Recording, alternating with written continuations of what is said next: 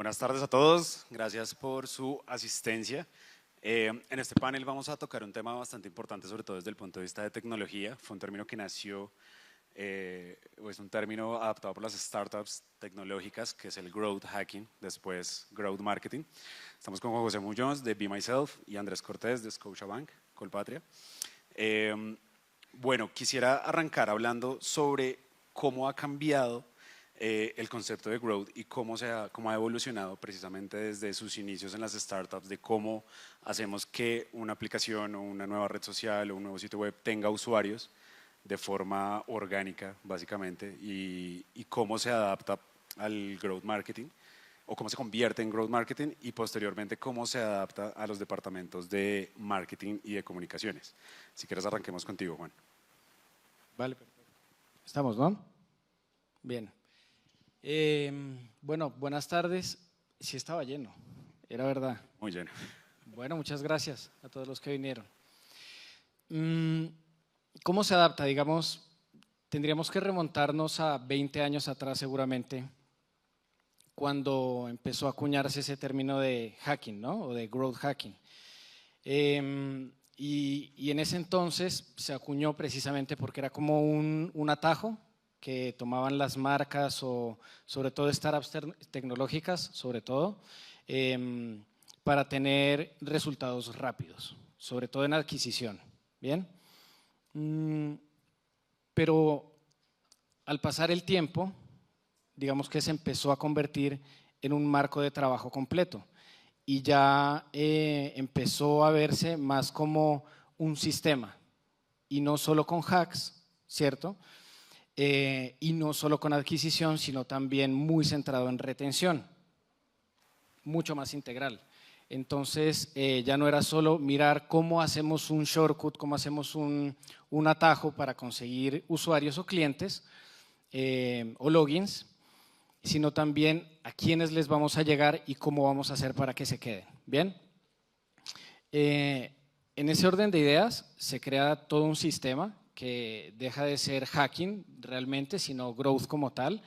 Y empezamos a descubrir que growth tiene que interactuar con producto, obviamente, sobre todo en empresas tecnológicas, tiene que interactuar con negocio también, tiene que interactuar con la parte financiera, tiene que interactuar muchísimo con data y se empieza a crear como una cultura de hipótesis.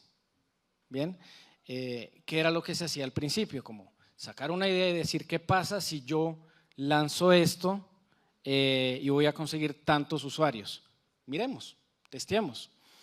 Entonces, eran hacks porque se hacían experimentos por hacerse y lo que funcionaba se escalaba. Después, en Growth, ya como marco de trabajo, se empiezan a mirar desde la hipótesis. Se crea una hipótesis, se valida de la hipótesis con todos estos actores, ¿cierto? Y si es que funciona, se escala. Entonces, así nace, para mí, ¿no? Así es como nace y se va refinando con el tiempo. Gracias. Andrés. Bueno, no, retweet a lo que dijo Juan, literal, retweet. Yo le añadiría que antes de empezar, de ahondar en cómo cambia, porque de hecho en Backstage habíamos hablado y es que esto cambia cada segundo. O sea, literal, sale una nueva herramienta, sale un nuevo framework, muchísimas cosas, entonces esto es cambiante literal cada segundo. Pero yo diría que inclusive no es que haya migrado de growth hacking a growth marketing, sino que ya la palabra literal es growth, porque inclusive no es una variable de solo marketing o comunicación o publicidad, sino como lo explicaba bien Juan, ya hay data, hay producto, hay ingeniería un montón, entonces digamos es como el encuentro de dos mundos, ¿no? Como cuando sale ese TikTok de que ay, vienen los de marketing a grabar TikToks y todo el mundo huye, ya hay que trabajar con los ingenieros, hay que sentarnos con el front, con el back, a hacer desarrollos, a trabajar conjuntamente y hablar un mismo idioma. Entonces, yo me atrevería a decir que no es tanto como pasar de growth hacking a growth marketing, sino que se queda en growth, ¿no? Y digamos que como para explicar también ese efecto del cambio y cómo esto va evolucionando, pegado también un poquito como al concepto de la historia de cómo ha venido cambiando, pues digamos que el growth tiene un principio con el mundo digital, obviamente, pero la primera empresa, me atrevería a decir yo, que hizo growth como tal, fue Facebook, en cómo escaló su negocio, que pasó a tener 1.000.000 de clientes en menos de un año. De hecho, ellos tenían como pronosticado en 5 años llegar a 300 millones, pero llegaron al billón. Y fue la primera aplicación o red social que tuvo casi una cobertura global, casi completa en todos los países. O sea, donde había internet, había Facebook, ¿no? Y eso es antaño. Y desde ahí empezaron a entender el tema de la variable growth, de cómo hacían experimentos, de cómo cambiaban las interfaces, en cómo experimentaban con el feed, quizás conozcas a alguien y empezaban a crecer y a crecer, a crecer. Y hoy por hoy es otro nivel. Lo que le costó hacer Facebook en 10 años, TikTok lo hizo en 2, por ejemplo, cuando empezó a crecer también. Y así muchas aplicaciones, Uber, Rappi, hay varios ejemplos. Entonces, la respuesta concreta y corta es esa, o sea, yo creo que se queda solo growth, porque esto ya no es solo marketing, ni temas de creatividad, diseño, sino ya hay muchísimas áreas interdisciplinarias ahí metidas, de ingeniería de datos, de creatividad, diseño, UX, UI, un montón. Buenísimo. Creo que ahí una de las palabras claves es experimentación constante, todo el tiempo, acelerado. Sí.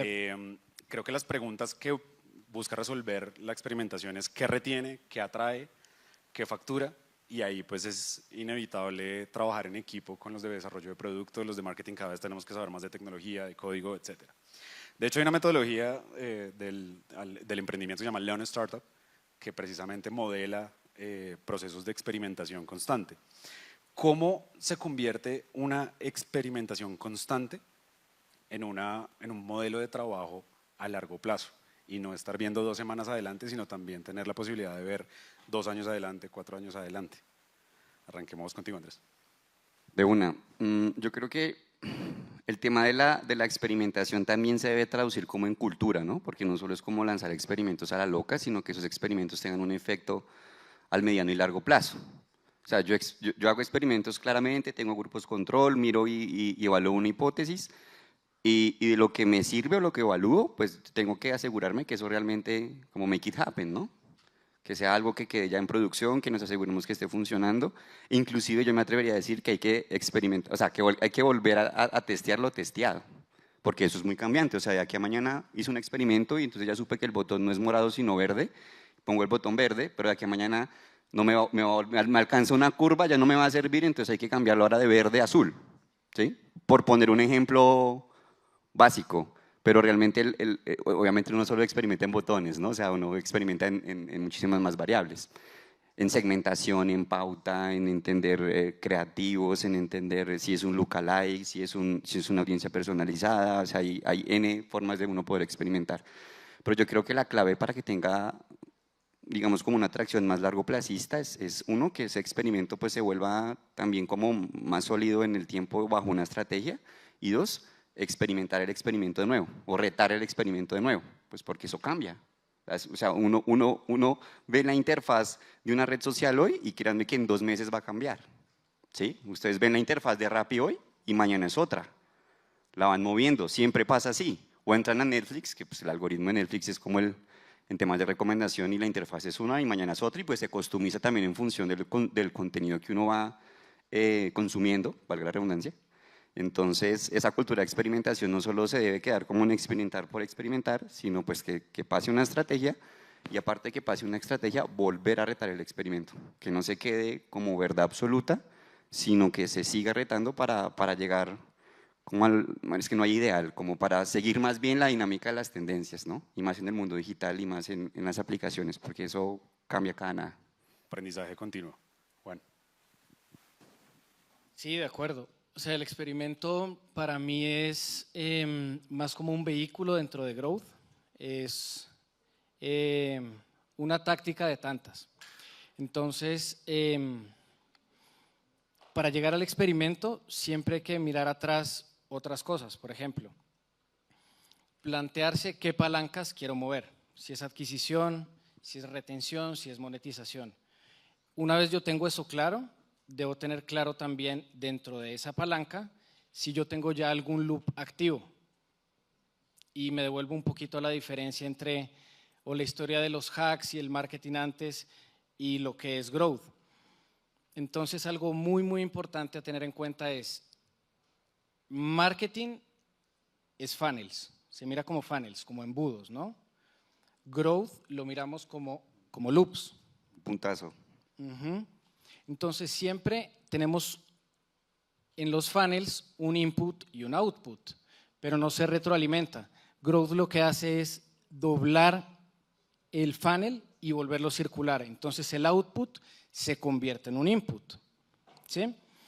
Entonces, por ejemplo, en adquisición, yo digo, bueno, voy a sacar una hipótesis de adquisición, tengo que ir a mirar si tengo ya un loop de adquisición, ¿verdad? Hipotetizar, si es que muevo esto, mi output del loop me va a traer, puede ser más grande el output o de más calidad el output y me va a impulsar ese loop. Ahí yo ya tengo una hipótesis, recién ahí puedo pensar en experimentar algo. Ahí va el experimento. Ahora, ¿cómo se plantea el experimento? Tiene muchísimas aristas, pero hay cosas básicas, como por ejemplo la duración del experimento, ¿cierto? Para que sea válido. ¿Qué tan grande tiene que ser el grupo test sobre el grupo control para que sea estadísticamente relevante?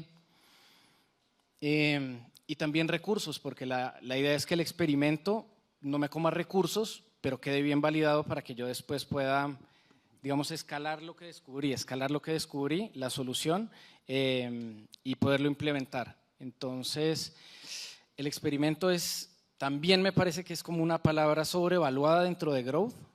Sí es necesaria, pero pues necesita muchísimo trabajo detrás antes de montar un experimento.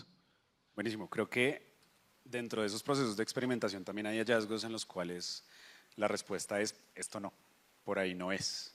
Y eso pues inevitablemente significa decepción transmitida a los usuarios, a los clientes, etc.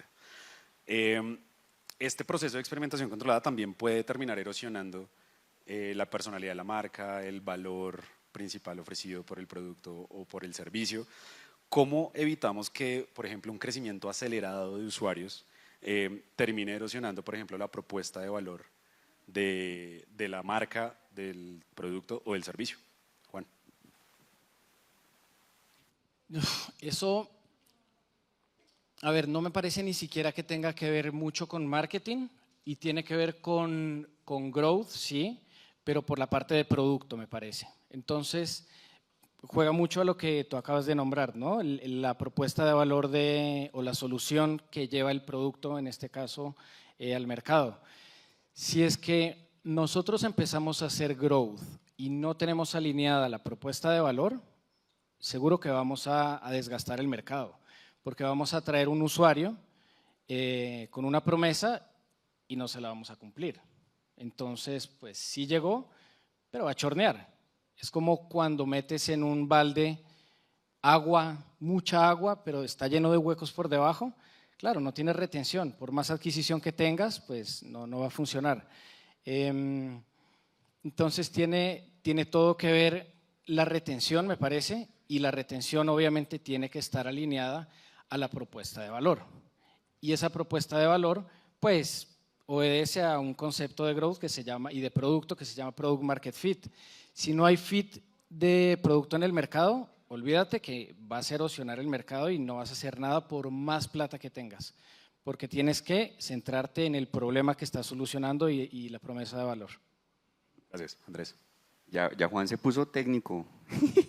Los growth loops, los encajes de Balfour, es puro léxico de growth. Y si nomás somos como, usamos harta terminología anglosajona en el marketing, en growth pasa igual. Entonces, si sienten que les hablamos en chinos, igual tranquilo que les vamos explicando cómo suave la cosa. Yo creo que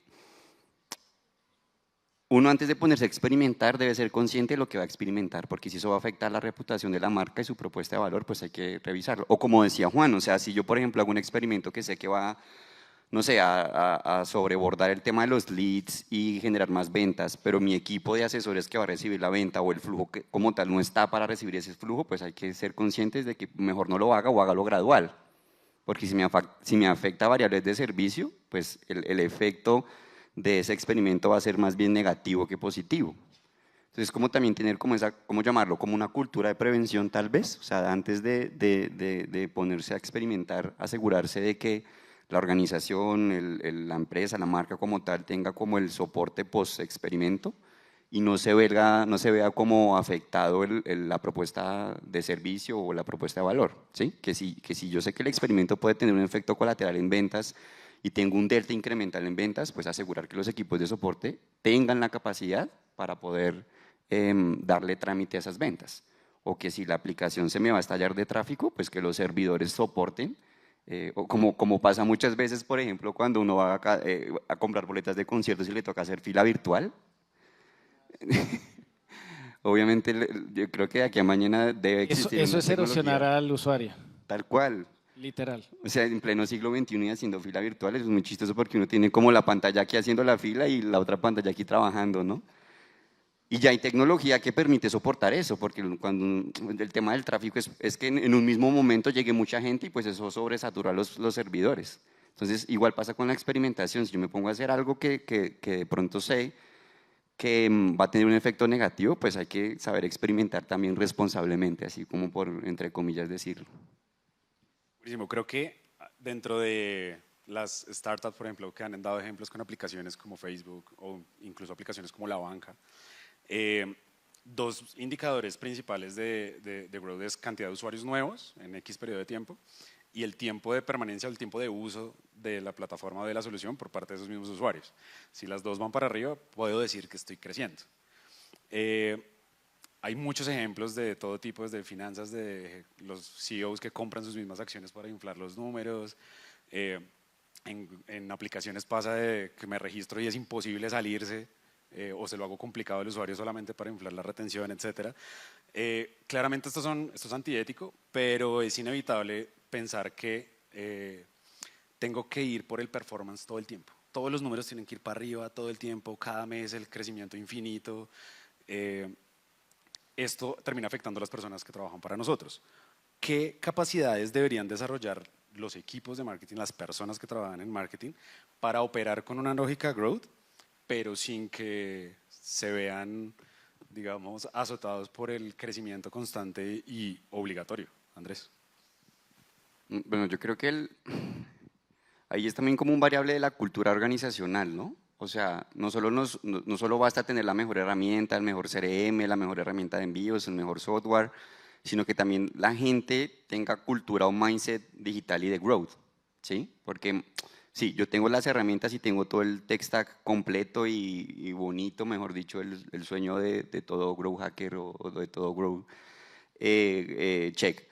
Pero si no hay cultura, pues eso va a tener una repercusión en los procesos. Si las personas de pronto no entienden, y no solo los equipos de ingeniería, o sea, también es importante que un equipo de finanzas lo entienda, que un equipo de producto, que un equipo, no sé, de contabilidad, que todas las áreas estén permeadas de lo que significa jalonar ese tipo de estrategias para que no sean unos stoppers en el proceso y que de cierta forma pues también eso fluya. Y era como lo decía Juan también al principio, o sea, hay que entender el growth no tanto como una metodología, sino más sí, como un framework que fluye entre procesos, o haciendo como el símil, o sea, el área de finanzas se encarga de ver cómo va el flujo de recurso, tanto de gastos como de ganancias, dentro de una organización.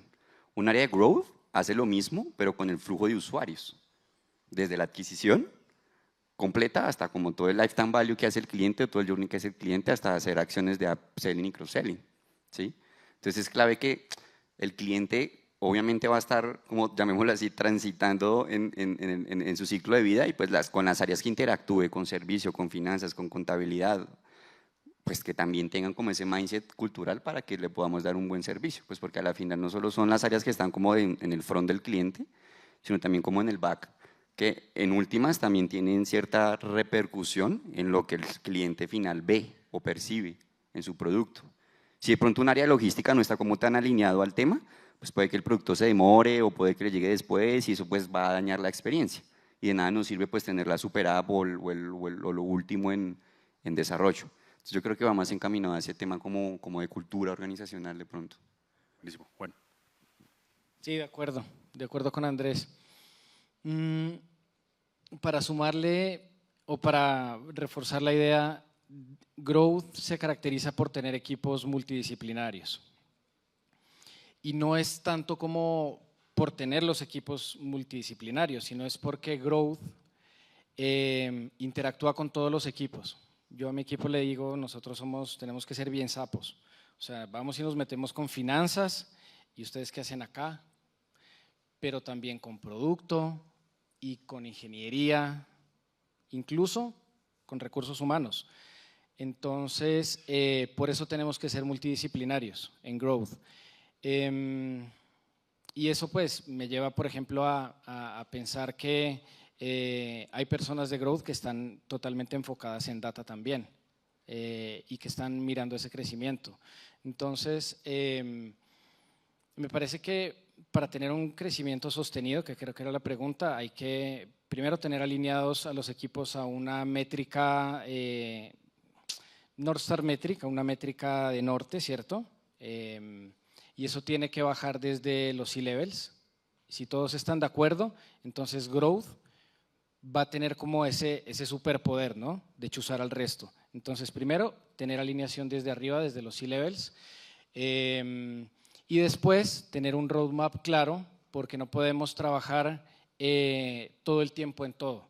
Entonces, siempre hay un momento de go-to-market, un momento de empujar activación, un momento de empujar un poco más engagement o retención, un momento de ir a ver los cohortes de hace un año que pasó que nos están chorneando y volver a empezar, ¿no? Y volver a innovar o lanzar una feature nueva. Tiene mucho que ver con el objetivo de la empresa, en el momento en que está y en estar todos de acuerdo. Creo que es inevitable pensar en la cantidad, sobre todo hoy en día, la cantidad de indicadores o datos que nos arrojan todo el ecosistema que hay alrededor de una marca, desde las redes sociales hasta las métricas de conversión de las apps, de los sitios web, de e-commerce. Es casi que abrumador ver la cantidad de datos que hay para analizar ahorita y uno puede caer en el error de correlacionar siempre información. Recuerdo mucho hace como 2 años que como una página chistosa correlacionaba, por ejemplo, la cantidad de películas en las que salía Nicolas Cage con la gente que se suicidaba y que eran completamente iguales. Entonces era como, es fácil caer en correlacionar datos que no necesariamente se atribuyen mutuamente. ¿Qué indicadores dentro de todo ese universo que existe deberíamos priorizar los que trabajamos para marcas para evaluar si realmente estamos creciendo o solamente nos concentramos en métricas de volumen o en los llamados likes, que son como métricas de vanidad? ¿Cuáles serían esos indicadores que deberíamos priorizar las marcas? Andrés. Uy, yo me iría por uno y no sé si Juan está de acuerdo, y que encierra todo y es el lifetime value. ¿Lifetime value? Sí. Sí, esa es buena. Porque lo que tú dices, los demás indicadores son como estéticos, ¿no? O sea, que impresiones, que alcanzan. No, y no está mal, o sea, hay que medirlos, está bien, está bien. Pero a la hora 20, con el lifetime value, yo sé realmente, o sea, mi cliente que es fiel, cómo es su frecuencia de compra y también cómo es los volúmenes de compra.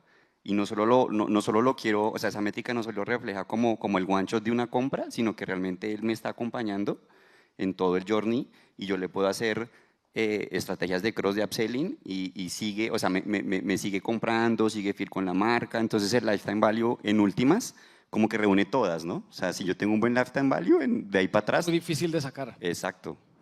Entonces me iría por esa. Porque, pues, y ahora hay muchos data sources, ¿no? O sea, uno tiene información de todo lado. De lo que es pauta, Google Analytics, lo que entra por SEO, por Search Console, uno tiene información, cantidad de impresiones, CTRs, alcance, de todo. Pero a la hora 20 lo que a mí me interesa es medir cómo está esa relación del cliente con la marca y el lifetime value refleja mucho eso, de cómo el cliente o mi usuario interactúa conmigo a través del ciclo de vida y sobre ese ciclo de vida en términos de revenue, si está siendo rentable o no ese cliente. Y cuando yo lo aterrizo, pues me da a mí luces bastante avanzadas de que realmente se está haciendo o no un buen trabajo. Vale, creo que como para acotar ahí, el Customer Lifetime Value es básicamente un cálculo de cuánto dinero me deja un cliente desde que lo adquiero, entra en un ciclo de vida y al final deja de ser mi cliente. En ese periodo de tiempo se calcula cuánto dinero. No sabía que tocaba explicarlo, pero… Ahí, pues, como para dejarlo claro, no Pero sí, confundirnos en los términos. Todos saben, Dale, Juan.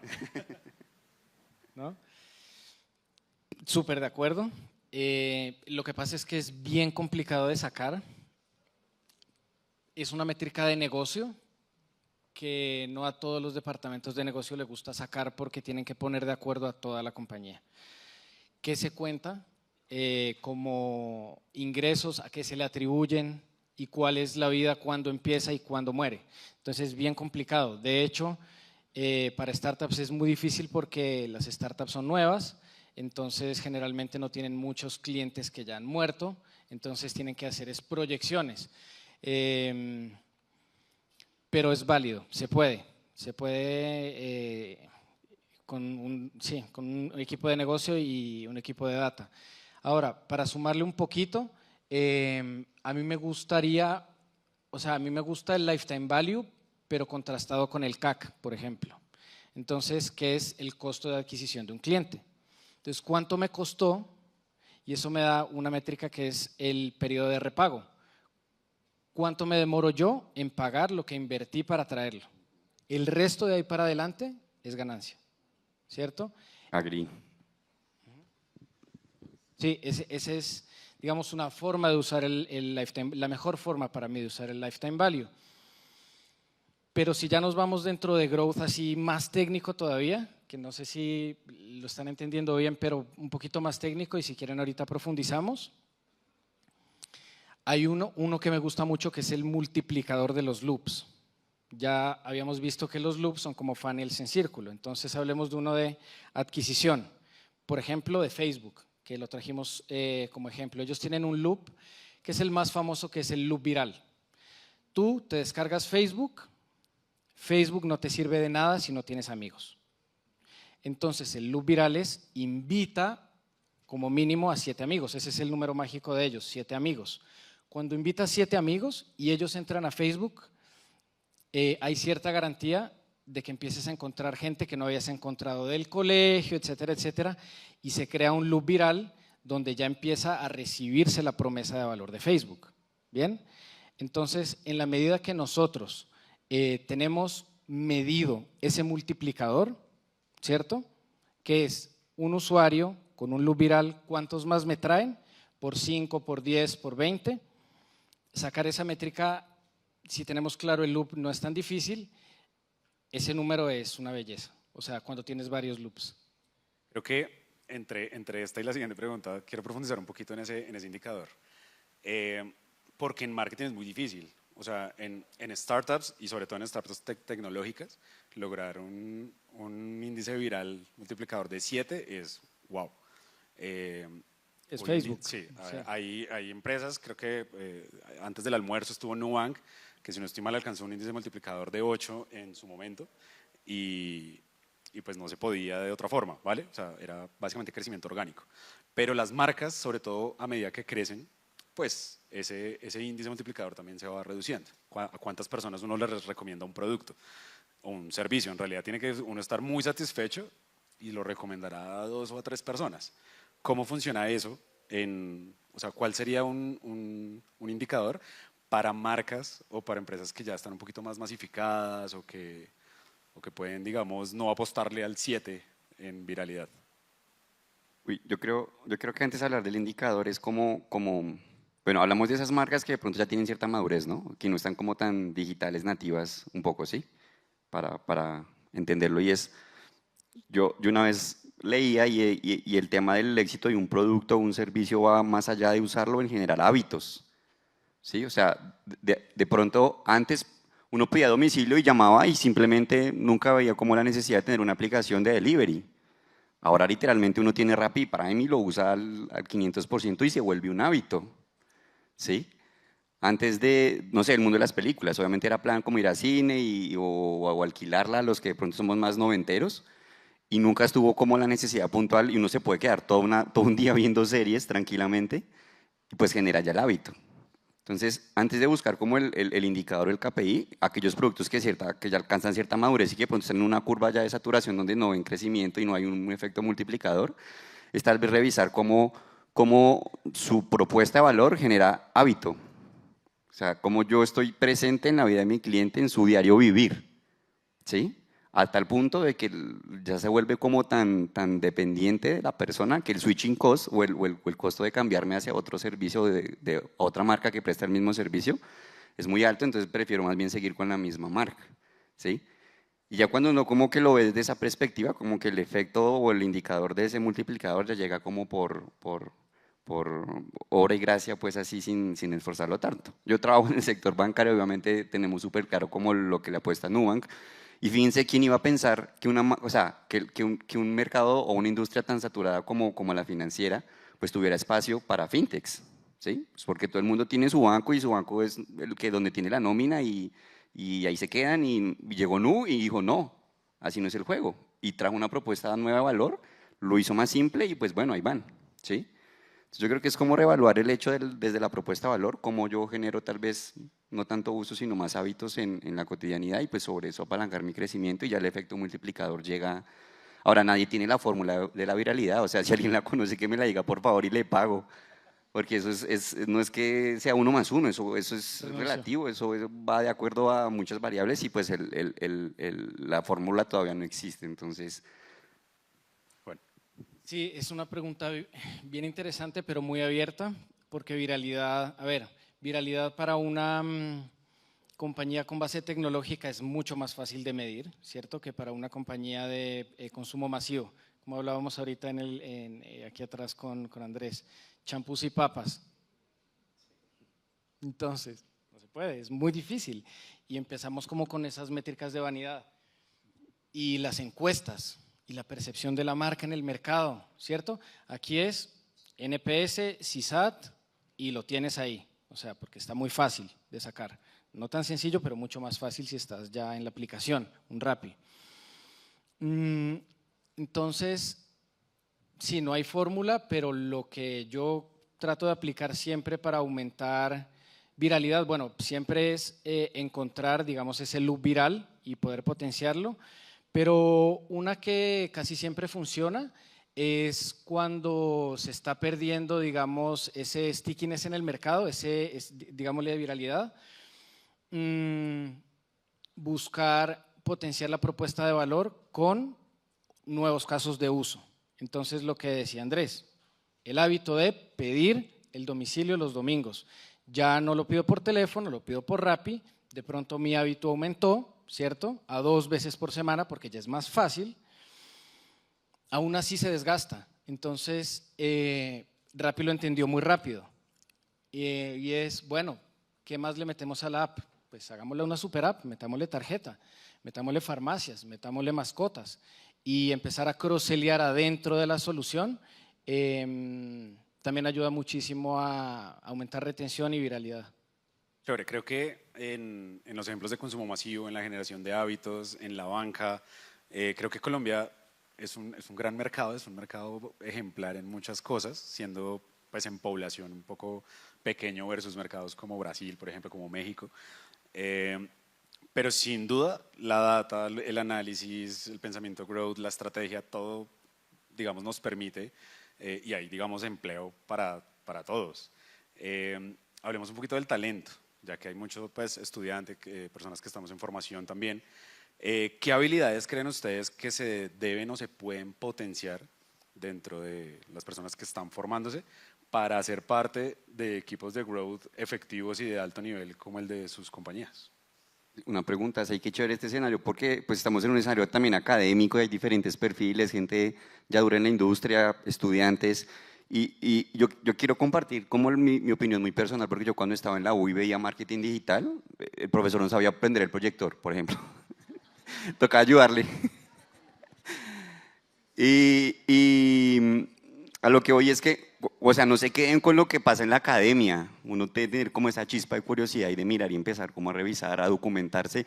Hay mucha información en internet, demasiada, que si uno se pone juicioso a mirar, la saca, o sea, cómo hacer una página web desde cero, cómo usar Google Tag Manager, cómo usar Google Analytics, hay cursos que tiene Google para su ecosistema de pauta que uno puede entrar y hacérselos todos, literalmente todos.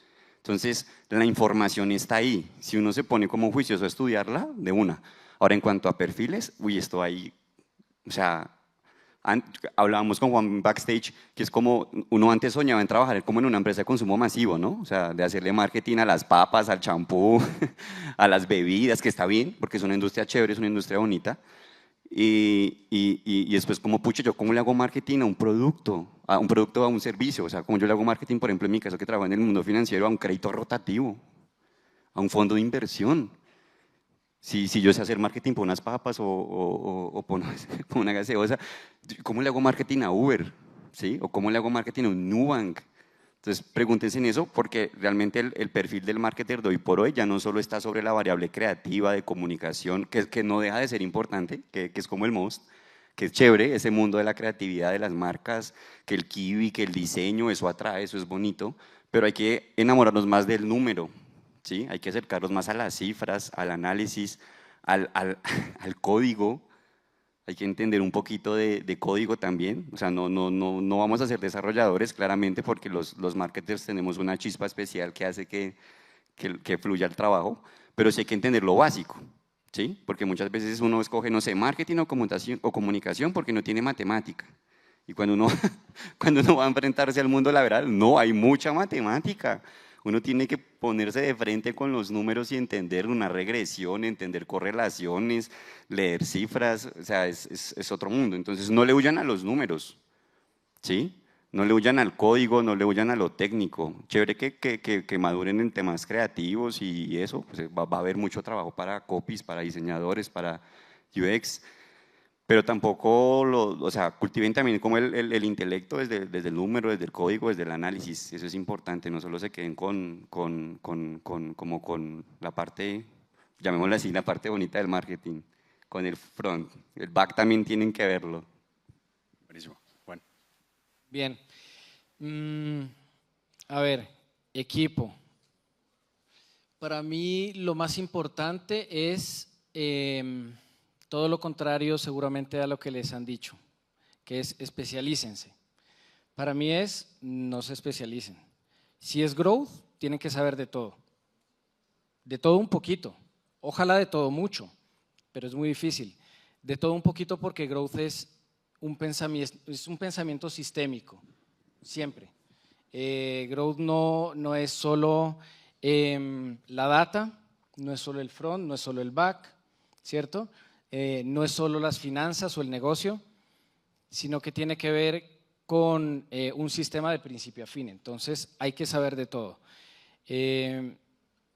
Un set de skills básico para growth, sí o sí, data, pensamiento sistémico con estrategia, siempre.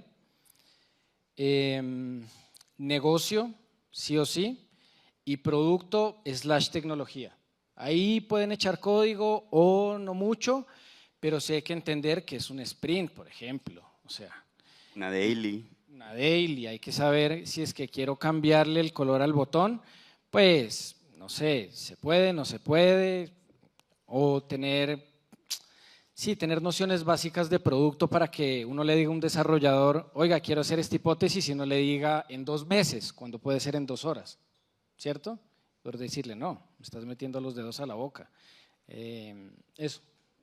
Que desde ya se hagan amigos de los de ingeniería, porque los van a ver en la vida futura laboral. de hecho cada vez se trabaja más de la mano, porque ya ni siquiera en temas de desarrollo de producto, el tema de analytics, de crear los eventos de conversión dentro de una web para saber si la campaña está funcionando o no, testear un experimento, o sea, es bastante importante ser multidisciplinarios y tener mucho conocimiento. Literalmente, como dice una nueva compañía por ahí que van a escuchar noticias, no es magia, es metodología. Entonces, nada, un fuerte aplauso y muchas gracias por el espacio.